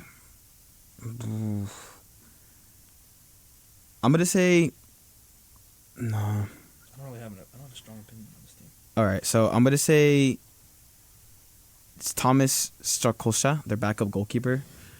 Why'd you pick us, Steve? No particular reason. I just think he's not performing the levels of a backup keeper. There's a reason why you picked him, Steven. Why'd you pick him? Oh yeah. Also, because he's Albanian international. Oh, okay. Yeah. All right. Nice to know. Don't think he's up to the standards of the Premier League. Okay. That's pretty much it. Yeah. How All about right. you, Luke? Man, I'm gonna go with this team. I have no opinion. I'm gonna go with their starting center back, Ben Mee. He just signed. They just signed him from Burnley. They just signed him. Well, yeah, you're right. Yeah, you know what? Give this one to Steven, okay? We're skipping over this team right now. Yeah, let's go. Starkosha just signed as well. No. And He needs to go. And he's a top quality goalkeeper, all right? Okay, but if I'm being realistically honest, I'll say Ivan Toney. Yeah, I was waiting for you guys to say Ivan Toney. Ivan Toney. I don't want to pick their top goal scorer to get out of a team that's He said of a their squad. their second best player, Ben Mee. I was Bro, dead. it was like they just signed for the club. They just signed. But yeah, I showed no problem. Ivan Toney, I mean, 16 goals already in the Premier League. He's probably reaching 20 goals. I mean, he could start at probably any club right now in the Premier League. He's an exceptional striker. I could probably see him, if Kane does leave, I could see him at the Spurs. Mm-hmm. I could maybe, not Liverpool. But yeah, maybe Brighton. Nah, I mean, I see him a lot of clubs. He could definitely start there, but I mean, I think the best system that fits him both probably is the Spurs if Kane does leave. Yeah. Spurs or even United, maybe. Yeah, that's true. United as well. Yeah. Or even I wouldn't be surprised if Arsenal were to swoop in for him. Play with a front three of Saka, Tony, and Jesus. What about Martinelli? That's what I'm saying. You would take out Martinelli for Jesus, yeah. Yeah, hot take. not a good take. Not a good take. It's just a hot take. It's not that hot of a take. Yes, Martinelli. Bro, Martinelli is literally like he's on he's having the same type of season as Rashford right now. But no, Gabriel Jesus pre-injury was. I don't know. Steven. It's he has like Steven, He If is we're comparing nothing, stats, Steven, he is nothing in comparison to Marcus Rashford, MBE. Okay, plain and simple. all right. That's United propaganda. Yes, it is, and I'll take it every day of the week. Next, we have Brighton. I got one right away. There you go. World Cup champion, Alexis McAllister. Yep, that's a valid point there. Time to get out of Brighton. Standout player. I saw one of his interviews, actually. He said, when I was at the airport on the way to Qatar, one person recognized me. On the way home, there was 10,000 people waiting at my terminal. So I think, he deserves the fame that he brought during the World Cup. He played really well. Mhm. I think it's time to move to a big club, not Brighton. For me, it's Moises Caicedo. I think that that move that he was supposed to go to Arsenal. I mean, he tried to force it out with that. I think he made an Instagram post. I think he kind of just gave himself a bad look at the club. Don't get me wrong, he still plays, but he obviously gave his intentions that he wants to leave the club. So I think he needs to go, just because it's just. I mean, I don't know. He could definitely fix his relationship, but I think he needs to go because also he's super talented, and he's. I don't think he's gonna get the same type of, let's say, trophies that he's gonna get at another club. So that's my opinion. I don't know. Okay. Yeah. Valid. Now we have, of course, you said McAllister. Right, Luke? You said McAllister? Yeah. And Steven, you said? Moises Caicedo. Moises Caicedo. Yeah. Now, I think those are two valid ones. I really couldn't think of anybody else. Maybe like a Tariq Lamptey. Maybe send him out somewhere where he'll actually start at right back. Yeah. Don't know why he doesn't start. But I do have to go with, I think, World Cup winner McAllister, because they'll probably produce another World Cup winning midfielder out of nowhere somehow, knowing Brighton. That's true. They'll probably replace Caicedo or McAllister somehow, and they'll just be like, yeah, we found someone better out of like the J League or something. You know? Yeah, so it's not a big deal. It wraps. It doesn't matter. Brighton doesn't matter who they get rid of. Yeah, They'll find exactly. somebody. It's like, oh, we got a Chassard. We have Matoma. We need a new striker. Evan Ferguson. What's up? Undav's not working. Yeah, we got Ferguson. No worries. Yeah. But I do think that McAllister's a great shout. World Cup winner. Yeah. We have to see what he can do. But next, we have Chelsea. Who is one player that needs do we have to say leave so- So many different. We can make a list of players. Just that one. get- One that needs to if you- leave. You go first. I can choose. I have like 3 listed. Yeah, but just pick one. I'll pick one of the other two, or somebody else. All right, well, I'm gonna just say obvious Aubameyang. Mhm. I mean, bro, he's in the reserves. He's still a top striker in my opinion. I think he starts anywhere in, like, let's say the Ligue 1. Not even Ligue 1. Any other league you put him in as a striker role, I think he'll score goals. I mean, we see what he did with Barcelona. He was having a phenomenal season. I just don't see why he's not starting. I mean, he don't get me wrong, he has some poor performances, but it's just a manager problem. I think he goes anywhere else, he scores goals. Simple. Yeah. Yeah. This is a valid point. Good point. I'm gonna go. I mean, I'm stuck between a few players. I'm gonna pick Hakeem Ziyech though. Okay. I think he's pretty disrespected by the club in a way between his play time, and we see what he could do. We see what he did in the World Cup with Morocco. He was great. We've seen what he could do when he's on the field, but we always talk about this, but Chelsea has way too many players, and for the future, they do not need 10 forwards on their roster. So I think it's time maybe for him to get out, go to a club where he's one of their main players, always starting and always producing. Yeah. So that's my. I feel like one really good shout There's a lot of them, but is probably Conor Gallagher. true. I think that's a pretty good one too. Just because we've seen what he can do at a Palace, that if you throw him at a club like a Fulham, like a Brighton, like a Brentford, maybe even, I don't know, like a low level team like Tottenham, Mhm. someone that like trashes them. I'm sorry, I can't say those straight faces. No, I'll be serious. If he went to a different club, I think he could do well, because I don't think he suits the Chelsea squad, nor do I think he suits the Chelsea way / system. No, yeah, I definitely agree. I mean, with him in Crystal Palace, I mean, he was phenomenal at Crystal Palace. And that was a Vieira protege. Like, that was him Yeah. learning under someone like Vieira. Let me see. But it is working. Let's see. Open goal. But Nope. no, okay, I got it. No problem. Yeah, open the but yeah, so that is Chelsea. I think we're gonna go with the pick of I'm gonna say Aubameyang because I think he's a waste. Yeah. But who would you say again, Luke? I'm sorry. I said Hakeem Ziyech. Yeah. Oh, Ziyech as well. Oh. It's more of like who's more of a waste and who deserves more of a starting role. It's one of those. They're both good shouts, but Who would I want to see have a good future? That's what actually I'm gonna put this down to. I want to see Ziyech thrive. I don't care about Aubameyang anymore. I changed my mind. Yeah. Hakeem Ziyech needs to leave Chelsea. Plain and simple. Yeah. Next, here's what we got going. Crystal Palace. We just spoke about them. Patrick Vieira's gone. I'll go. Who's your one to go? Mine's Wilfred Zaha. Wilfred Zaha. Bro, I still think he's a good winger. I still think he has the talent and, the skills to thrive at a top 6 club.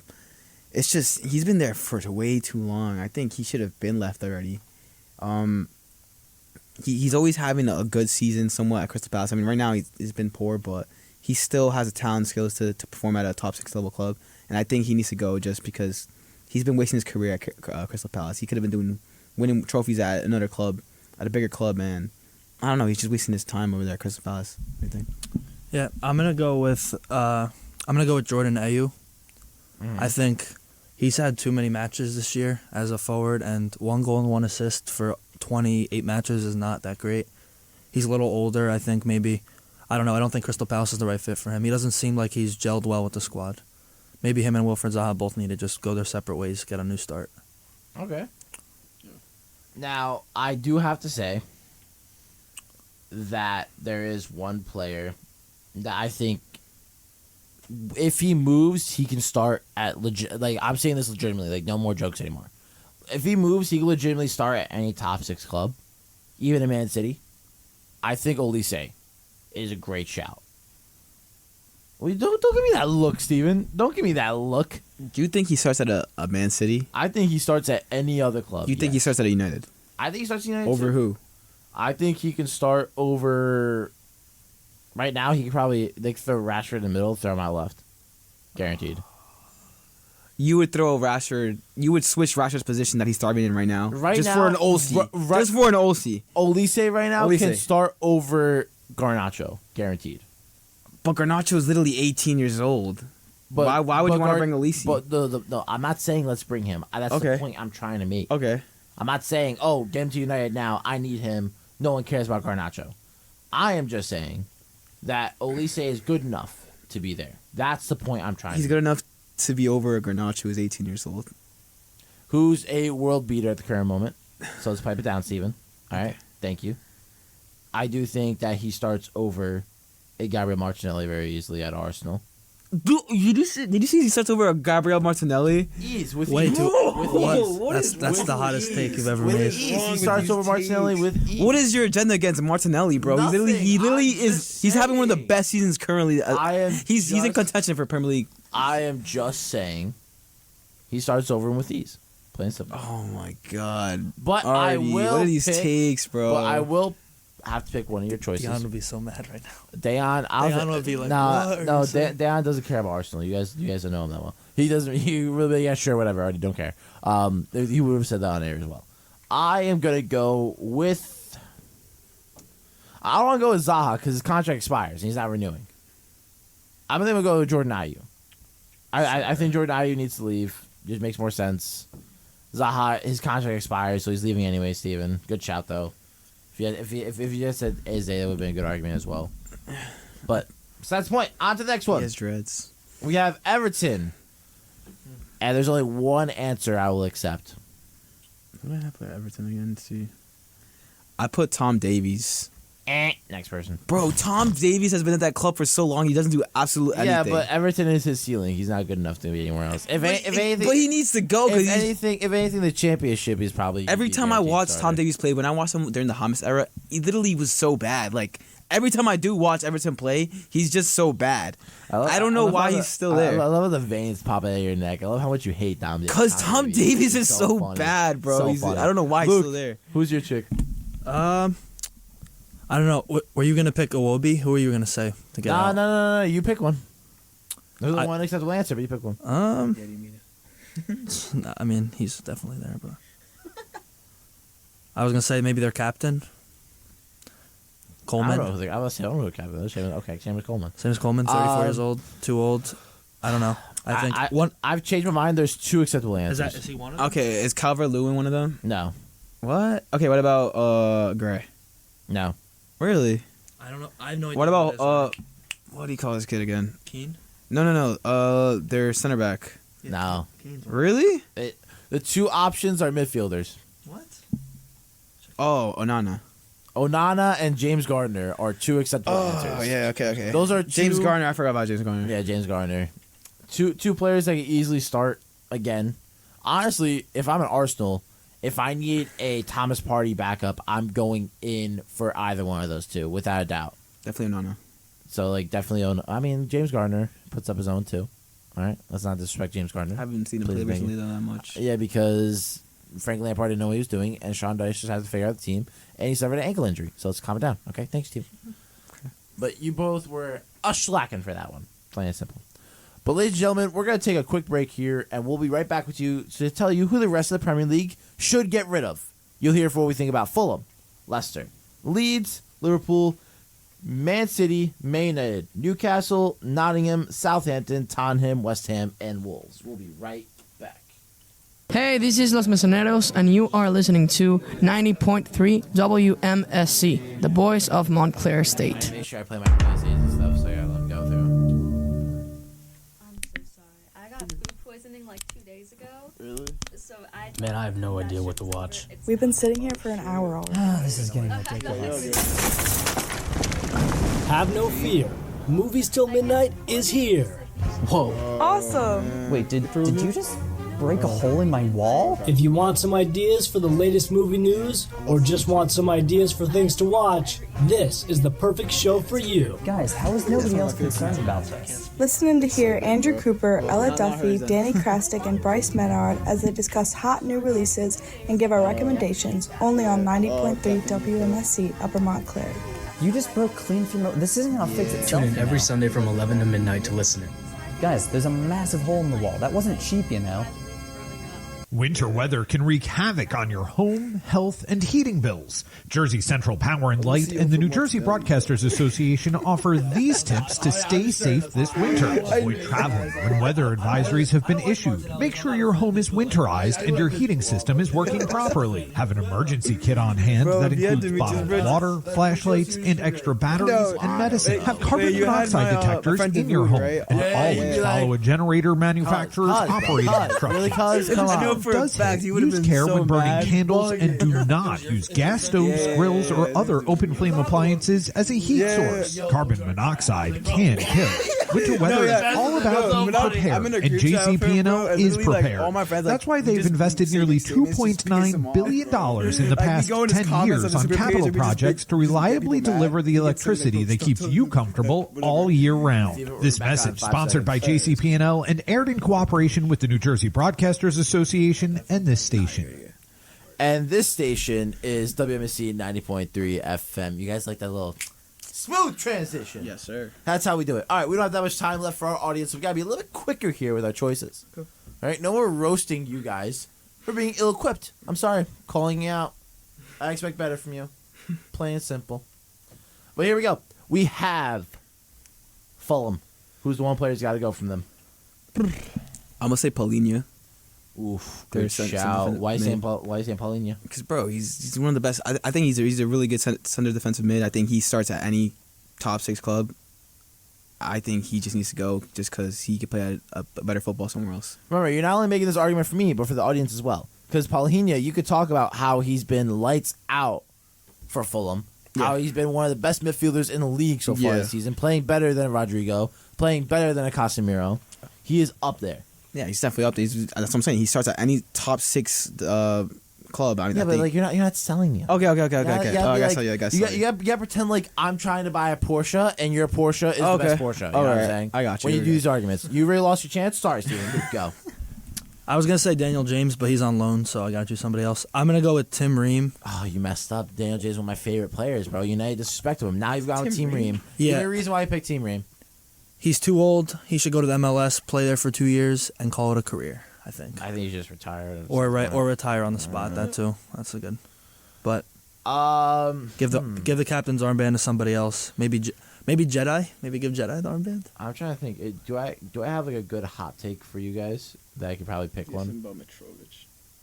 You know what? I think Anthony Robinson. I think was a good shout. He could start at a lot of. Aston Villa need a left back. He could start at Villa with ease. I feel like he's happy at Fulham though. I feel like he doesn't want to move. Man, I feel bad for you, Luke. You almost had like a fadeaway great pick. I would have picked him no matter what, and you shot yourself in the foot. Yeah, whatever. Best player in the league right now, or someone that's old? What do I want to go with? Best player in the league. No, you're not gonna tell me about Palhinha is one of the best players. in the league? I thought you meant Daniel James for a second. Daniel James, one of the best players in the league. Oh man, yeah, Palhinha, yeah. No, I'm gonna have to go. I think it's obvious Palhinha, right? I mean, Palhinha has he goes anywhere with ease. I can see a City buying him just to buy him for no reason. You know, put him on the bench without doubt. Right there with Phillips. Next, Leicester. I mean, we already talked about James Madison. So James Madison is the one name you cannot say. Yeah, I was gonna say it too. You cannot say James Madison, but bro. Okay. Because we already talked about him in depth about what other clubs he could have gone to. So he's the one player we cannot talk about. All right, I'll just say Jamie Vardy. Jamie Vardy. He's too old. He hasn't been the same like in his past seasons, you know. So I think he just needs to leave. That's it. That's all I have, man. You go. Looking for a player. Oof. I mean, I'm gonna go with Johnny Evans. Why is he still playing? Why is he still in Leicester? Okay, guys, like pick people that can sell. Like obviously, Vardy's gonna retire Leicester. Johnny Evans was one of Leicester's best players. All right, left Man United, came to Leicester, lights out in the defense for them. Don't disrespect Johnny Evans. Here's some options you guys could have picked that I think you guys were sleeping on. You could have picked Wilfred Ndidi. You could have made the argument for Yuri Tielemans since his contract expires. You could have made the argument for Ricardo Pereira, who went from being one of the best right backs in the league to being nobody. So I'm going to give you a chance to recuperate, pick a new pick. I'm going to pretend like I didn't give you those names, and you're going to get back to me. All right, then out of those names... Oh, you guys picked names for Leicester. Who'd you guys pick? I want to know. I'll pick Soyuncu. I'll pick Soyuncu because what is he still doing there as well? I mean, he's center back. What is he doing there? He's not good enough in the Premier League. So, yeah. I give you three names. I wanted to say a different name. Three great names. Yeah, I'm going to choose Ricardo Pereira, which you totally didn't tell me. It's who I picked. I think he's a good face for Portugal, and Leicester's not as fit. Time to go to a new club. I think he could do better elsewhere. I don't really have. I'm gonna go with Luke on this one. I think Ricardo Pereira was a great shout from him. I wonder where you got the idea from. I don't know.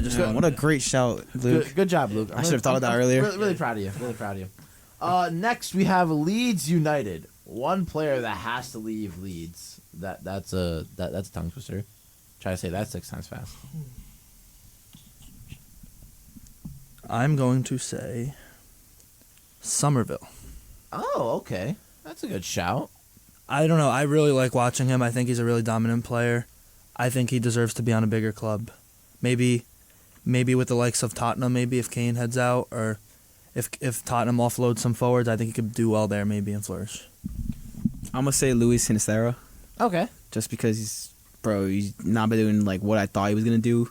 And he's been injury prone like the whole season. He's just been getting injured. Every time he does play, he gets somewhat of a good performance, but that's pretty much it. He gets injured the next game, so bro, why still have him at the club? It's just okay. They spend too much money on him. Just leave. I mean, there's nothing wrong with having depth, right? Because the one thing we've seen this season with them is injury issues, and we've seen that having a Sinisterra that can fill in a Somerville, a Rudder, a Nyoto, like all of them play well. But I think the one person that just has to leave now is Patrick Vieira. Yeah. I think there's no reason for him to be in the club anymore. Yeah. But no, you said Sinisterra, and then you said Somerville. I'm gonna go with Sinisterra this one, just because injury prone. By the way, have you guys been keeping tally of who I agree with? No, we should have started. You guys should have done that. I'll just say I'm winning. No. You guys both start 0-0 now. Liverpool. Oh God, this is gonna be a hard one. I'm trying to get the pick. This is gonna be easy. This is so easy. I'm gonna go with I'll give you the first pick. I want hot takes. Jordan Henderson needs to leave. That's too easy. Too easy. Okay, fine. I'll pick it. Mo Salah needs to leave. Ooh, spicy. I like it. Mo Salah needs to leave, bro. They should have gone rid of Mo Salah instead of Sadio Mane. Sadio Mane was the better player, in my opinion. I think he had the better impact with Liverpool. So I think Mo Salah, he needs to go, man. I feel like you put Gakpo in the right wing, Darwin up top, and Luis Diaz on the left. I think you'll be fine. I don't think there's going to be much absence. All right, I picked a new player, Roberto Firmino. Bro, he's leaving already. He's he's gonna be. He's already. the first option wasn't good. Second, okay, I'll pick Okay, second pick, Joe Gomez. James Milner. You know what? I think it's genuinely time for someone like a Virgil van Dijk to leave. Personally, I think it's time. I think it's not the fact of that I don't think Virgil's good enough for the club anymore. I think it's just time for the player to part ways with the club, because it's either he's the best center back in the world or he's the problem we're struggling. Where would he go? Where would you put him? Oh, I'd easily throw him at Real Madrid or Barca. I think either one of those clubs would take him in a heartbeat. Yes or no, Steven? Nah, I wouldn't take him. I'd I'd rather have Rudiger, Mattel. Guys No, thank you. Yeah, okay. Cap. No cap. That's all cap. No cap. All cap. Nacho. Clear. There's all Steven, all I see you do is printing and there's no facts, okay? Plain and simple. Okay. Besides the point. Next club. I'm not even gonna pick one because you guys just you disappointed me in that one. Manchester City. Phillips. Calvin Phillips. He's been eating the reserves, man. He's been just warming that bench, so just get him out. Poor guy. Luke. Trying to think. Hold up. Yeah. Sorry. You had nothing? I don't know. You can't say Bernardo Silva, Kevin De Bruyne. Just give a hot take, bro. I'm gonna say no. I'm not Kevin De Bruyne. I'm gonna say Mahrez leaves. I'm gonna say Mahrez leaves the club. Okay. Yeah. I think Holland stapled himself as a spot. Foden's there for the future. Bernardo Silva will remain, and I think Grealish has been getting more time on the field. I think Mahrez maybe head out to a different club. I think he could be very much more appreciated elsewhere. Okay. I don't know. Next, Manchester United. All right. I'm gonna say Anthony Martial. Okay, good shout. That's a good shout. Why do you say Martial? I mean, I just don't think he's been back. I think he's a little bit too injury prone. I don't think he's been back to his best form recently. I think that United can sign a way much more better striker, and I think Martial it's time to depart ties with the club. I think he's been there too long. He hasn't really done much since past season, so he needs to go. It's simple. Okay. I'm gonna go with a guy who I was really high on before he moved to Man U, and I thought he was gonna do very well there. He didn't see the field much, and this year he has a bad injury. Donny Van de Beek. Yeah. I just think where United is now, there's just not a spot for him anymore, which I'm really shocked about, because when he first transferred here, I thought he was gonna tear it up, but between his injuries and not getting many chances, I think he could move to somewhere else and really become a great starter. I don't know. We've seen him at Everton and what he can do. He's a awesome. lights out player, Awesome. without a shadow of a doubt. So I think it's just a shame for him, but I think there's one easy answer. I think you're gonna say Harry Maguire. All of us on the count of three. 1, 2, 3. Elanga. Harry Maguire. What? Elanga? Bro. Now you're gonna say Harry Maguire. You ruined us like such a bonding moment, sorry. Steven. You really did. Sorry, I think he should stay. No. I think he's their best player. Okay, on to the next club. Newcastle United. Who did I put for Newcastle? I put St. Maximin. St. Maximin. Yeah, I think it makes sense. I think he needs to go to a club where he won't be the one hindrance, in my opinion. Because at Newcastle, it's gotten to the point where I think Newcastle are going above the level that is Alan St. Maximin. Where he's like that player that'll try to win the one-on-ones, try to be dribbling through everybody, and Newcastle's no longer a club where they rely on one player. Yeah. I think they'll be better off without St. Maximin. Simple. And real quick, you're listening top of the hour on WMBC Upper Montclair. I'm going to choose... I think Callum Wilson could be on a bigger club if he wants to make that jump. I know Newcastle does well in the Prem, but does he want to play for a historic club and maybe make a bigger name for himself on a bigger club? I think maybe Callum Wilson can move somewhere. One of the top teams. Okay. Good shout. It's like a substitute, kind of. Now, I need you guys, because, we're going over our time a bit here. I need you guys to give me a name from each of these clubs. Nottingham Forest, Southampton, Tottenham, West Ham, Wolves. So do we have to go like for Southampton? I'm saying James Ward-Prowse. Nottingham Forest. Nottingham Forest. Emmanuel Dennis. Okay. Luke. Should I just do Tottenham then? No. You gotta pick one name at a time. One at a time. Tottenham, Harry Kane. No, you're at Nottingham Forest right now. All right. Nottingham Forest. I'm going to pick. Man, I'm not ready for this. Yeah, I'm gonna go with either. I'm gonna say Lingard, Jesse Lingard. Ling's time to go. Jay King's his time to leave. I agree with you. Just get your bag and leave. Lingardinho deserves better. Next. Ward-Prowse. He's the standout player on the team that doesn't deserve to be on the squad. Okay, fine. James Ward-Prowse gone. Next. Raul Jimenez, I think, should leave. He hasn't been that good. I thought he would have a better year here, but I think maybe go to a different club, start over. I think the injury and stuff. I think it's his time up in the Prem. Now, ladies and gentlemen, thank you so much for tuning in today on WMSC 90.3 FM. Thank you for tuning in here on Match Week. I was joined in studio by Luke Cirianni, Steve Moncayo, and of course our lovely ADJ, who Mike is not working and is sort of struggling. Thank you for coming in today. Appreciate you. Guys, I'm going to leave it off with my usual message. Make sure you tell somebody you love them. I'll see you next time.